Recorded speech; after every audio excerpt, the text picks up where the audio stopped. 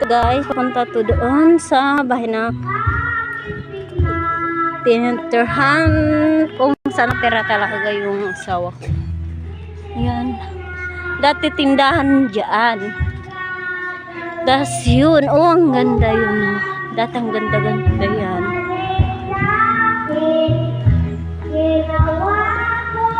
Hi guys. Yung lahat, lalo na sa mga followers ko. Mag-house tour po tayo dito sa bahay ng biyanan ko guys. Para magpakita natin ito ang pinaka lumang bahay sa kaysaysayan dito sa Purok Mera. 69 years na po ito pero nakatayo pa. Yung pagkaiba lang po yung bintana. Yun lang po yung na ayos. Pero yung iba wala, hindi pa yan nagagalaw. Vlog natin to kasi baka someday may renovate yung bintana. Ito pa yung pinakalumang bahay.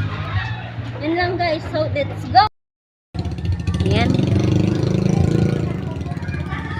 Ito yung labas ng bahay nila. Yan. Yan yung kabuuan. Doon sa taas, doon kami nakahinga. O, nakatira dati. May kwarto yan. Papakita ko sa inyo.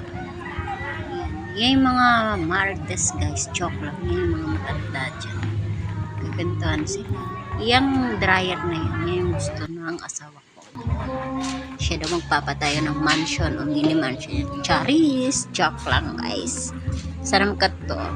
So, papasok na tayo guys. Yan na guys. Yan yung terrace nila. Kasi yung sipag niya. Gusto niya lagi magiging. Ito yung napagawa dati ng biyanan ko. Habang nasa guys, papasok nasa Saudi tayo. Yung biyanan kong lalaki. So, papasok na po tayo. Diba guys, tignan nyo. Ang ganda dito dati. Yan po. Yan yung mga picture ng anak nila. Ito yung anak yung panganay guys. Yung sundalo guys. Yan yung anak niyang panganay. Tapos yan, may asawa na yan. Teacher po yung asawa yun. Yan yung mga medal ng mga anak niya. May medal din dyan yung asawa ko. So yan siya guys. So yan yung decorate dito sa loob ng bahay. Ito yung sala guys. So, makikita nyo dito guys. As in yung bahay nila, yung ano pa, yung kapanahon ng panahon pa, hapon o kupong-kupong pa, pero hindi pa siya na bumibigay, kumbaga ang ganda pa, lalo na pag parang ipa-renovate, siguro ang ganda, parang napipreserve siya guys. Oh, yan na lang gaganito siya guys, kasi ang tagal na guys. Alam niyo guys, tumira ako dito ng 3 years. Since 2019, 20, 21. Yan. Andito pa lang tayo sa sala guys. Ang ganda dito guys. Dati malinis talaga. Eh ngayon, dahil may kanya ng bahay yung mga anak niya, hindi dito lagi yung biyanan ko dun sa bahay ng anak niya. Ayoko kasi paggawa to ng biyanan ko kasi gusto niya paggawa na lang ng mga anak niya yung nilang sariling bahay. Yan guys. May taas po ito. Ito yan yung hagdanan. So dito sa sala nila may kwarto. Hindi naman kwarto, parang higaan lang. So pa yan. Yan guys. Diba? Yan. Yan siya guys. Tas akit po tayo sa taas. Yan, may nakalagay pa yan guys dyan. Kung kailan ito pinagawa, nakalagay dyan 1956 guys. May 6, 1956. See, 69 years. OMG ah. So matanda na talaga tong bahay na to. So akit po tayo guys. Yan, may hagdan yan.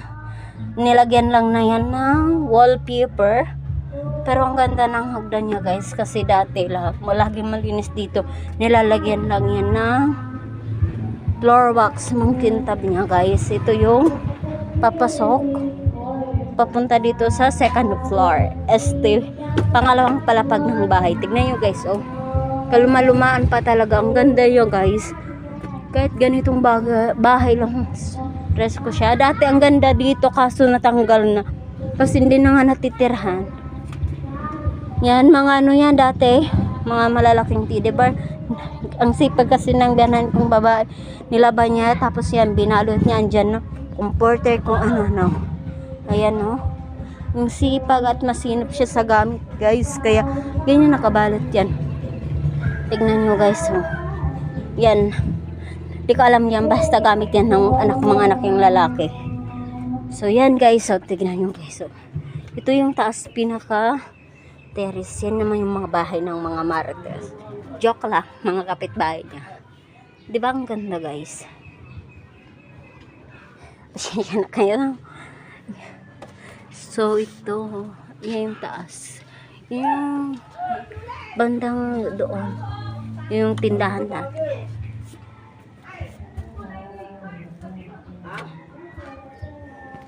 So, papasok po tayo, guys. So, yan. Ang ganda dito, guys, dati. As in, nung malinis pa. Ang ganda, presko, kahit walang aircon, guys. Yan yung picture ng kasal ng biyanang kong babae at lalaki. Yan, yan yung biyanang kong lalaki, guys, nung binata pa. Ano lang kasi sila, arranged marriage, guys. So, kung arranged marriage, di ko alam, basta pinagkasundo kong baga, diba? Yan, guys. Ang ganda ng kwento ng buhay nila or yung kasal nila kasi tatrabaho daw yung biyanan kong babae, tas pinauwi lang yung palay kakasal na. Yan, guys, ito, guys, bintana to, ang ganda to dati. Kaso dahil nga sa, hindi naman sabihin na walang naglinis-linis, I mean walang nakatira na dito kasi may mga asawa na yung anak ng biyanan ko. Isa na lang hindi pa yung bunso kasi wala silang magkakapatid, may mga asawa na. Yan, guys, yung ano dito sa taas, yung mga bintana. Dati may kulay-kulay yan, kaso siguro sa katagalan na natanggal na yung kulay ng bintana. Kaya yan, dati lahat ganyan yung bubong dito, lalo na dito sa itong bintana dahil hindi pa kasi yan dati napaayos. Simyan dito sa kabila. Kaya yan. Tsaka dito, guys, ito yung kwarto namin dati nung nakatira kami dito ng 3 years. So 6 years na nakalipas, guys. 2025 na ngayon, Ang ganda dito, guys, dati kasi may kama kami dyan. So pinatanggal na kasi maraming nakatira na. So yan, ang ganda dito, guys, malawak siya at maluwag. Yan yung sinasabi ko, kapanahonan pa talaga ng kupong ang ganda niya. Maganda dati dito, guys. Maganda sana kung na-preserve na talaga. Kaso, dahil busy yung biyanang kong babae din. Kahit gano'n. Yan. Yan din yung nilagyan ko kasi yan ng kortina dati. Kaya hindi. Ganyan yung tsura. Yan yung kwarto dati dito. Yan yung mga bintana dito. Ayan, guys. So, kung tatanggalin mo kortin, tsaka ito lang yung nabago dito, yung sliding window, sorry. Itong hindi ko alam tawag dito. Yan, makikita mo mga marites niyan. Pero, yan na yung mga kapitbahay nila. Ito na lang yung naiiwan na hindi pa napaparenovate o nagpabagaw. Kasi sa bait ng biyanan ko, sabi na niya sa mga anak niya kahit hindi na daw pagawa muna, basta unay muna yung bahay nila, yung sarili nilang bahay ng mga anak niya. Yan, guys, ang ganda yun dati, guys. Tingnan nyo, guys, pati mga cabinet kalumalumaan pa. Yan yung cabinet dyan, guys, sira-sira ng akaso hanggat nagagamit pa. Ganyan talaga pag matanda na gagamitin. Yan, diba? Tingnan natin. Nagpaalam naman ako, sabihan ko na ibablog ko. So, sabi ko, pinakalong bahay ito. So, yan. Ang ganda niya, guys. Malinis siya. Yan. So, bababa na tayo, guys. Yan yung hagdan. Yan. So, ayan, kitang-kita dito yung mga marites. Joke lang, guys. Echos lang. Babaan tayo dahil pupunta tayo sa doon sa puntahan natin yung kusina nila, guys. So, ito yung sala. Pinakita ko na sa inyo, guys.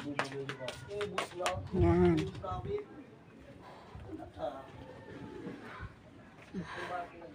Yan. Oh, ang daming kamuting namin pa, diba? Ang sarap niyan, guys. Matamis. Yan. Ito yung kusina, guys.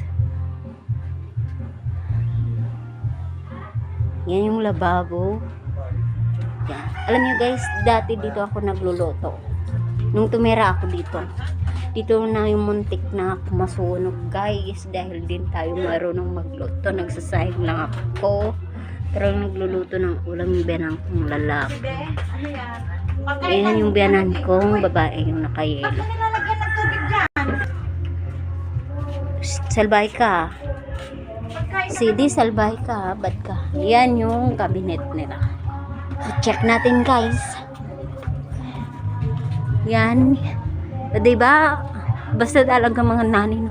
Ayan. Sabit-sabit pa. Sibuyas po yan. Tsaka may itlog pa sila dito, guys. Ayan, guys. So, ayan. Lagayan niya ng mga ano na ang danan ko dito. Grocery niya. Kung ano-ano. Yung mga baso niya. Ayan. Ang gaganda ng baso niya, guys. Tapos, ayan. Meron pa siya yung para sa slice, slice bread. Ay, lutuan yan. Ang sinop kasi niyan. Tinatago niya yan. O minsan, binabalot-balot pa niya yan. Yan yung mga gamit niya dito, guys. Lumabas. Yan, diba? Ang sinop lang binalik ko, guys. Ang daming gamit dito, guys. Kulang talaga sa pag ayos yung iba kasi sa busy ng ganan ko. Ito yung kusina. Tapos doon naman yung CR. CR nila, guys. Alam ko din yan. Yan, dito tayo kusina kasi wala nang medyo nakatira dito. Pupunta lang yung biyanan ko para magbihis, maligo at pupunta na siya doon sa bahay ng mga anak niyang lalaki. Doon tayo natutulog doon. Ayan, guys. Ito yung CR nila, guys. Yan. Hindi na natin makita, guys. Basta nakabukod yung magsi-CR ka, matatay ka, tapos paliguan. Yan. Punta tayo doon sa yung tindahan dati, guys. Yan. Yan yung tindahan, guys, dati. Ito yung kamalig nila dati. Dahil dati, ang dami nilang na ano, mais. May lupa din kasi biyanan ko. Kamalig niyan, lagay ng mga mais or inaning palay dati yung kamalig.